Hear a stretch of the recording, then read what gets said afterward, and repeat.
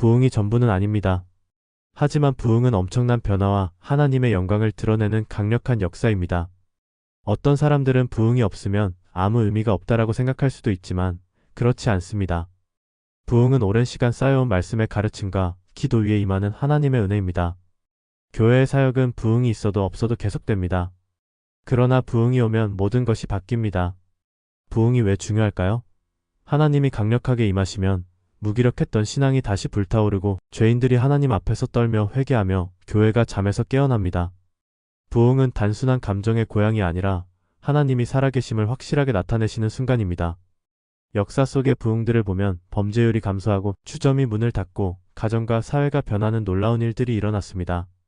심지어 하나님을 비웃던 사람들이 그분의 능력을 보고 인정하게 됩니다. 부흥의 특징 중 하나는 죄에 대한 깊은 깨달음과 회개입니다. 단순히 설교를 듣고 좋은 말이네 하고 넘어가는 것이 아닙니다.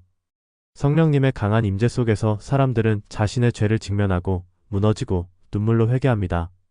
그리고 그 회개는 단순한 후회가 아니라 삶의 변화로 이어집니다. 부흥이 임하면 기독교인들도 변화됩니다. 이전에는 세상과 타협하고 불평하고 형식적으로 신앙생활하던 사람들이 갑자기 하나님을 뜨겁게 사랑하며 기도하고 말씀을 사모하게 됩니다. 그리고 그 변화를 본 불신자들이 말합니다. 이건 진짜다. 하나님이 정말 살아계시다. 부흥이 임할 때 기도가 살아납니다. 기도는 의무가 아니라 숨 쉬듯이 하게 됩니다. 가족들이 함께 기도하고 교회는 기도의 불로 타오릅니다. 어떤 부흥에서는 사람들이 길을 걷다가 갑자기 성령님의 임재에 눌려 거리에서 무릎을 꿇고 회개하는 일도 있었습니다. 부흥이 임하면 전도와 선교가 폭발적으로 일어납니다.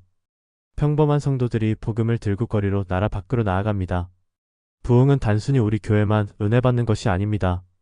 세상이 변화됩니다. 그러나 부흥의 핵심은 단순한 감동이나 기적이 아닙니다. 부흥은 거룩함으로의 회복입니다. 용서하지 못했던 사람들이 용서하게 되고 깨어진 관계가 회복되며 오랫동안 붙들고 있던 죄의 사슬이 끊어집니다.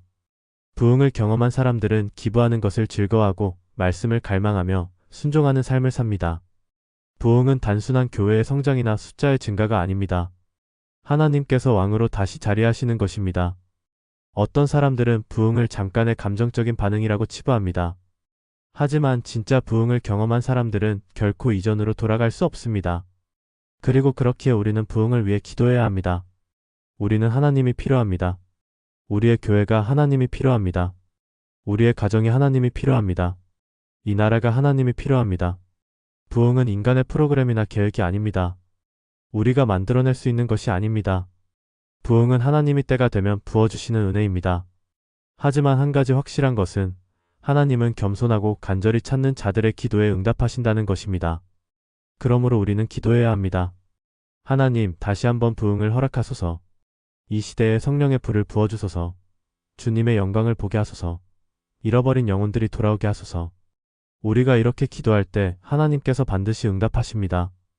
그리고 그날이 오면 우리는 다시는 예전으로 돌아갈 수 없을 것입니다. 모든 것이 새로워질 것입니다.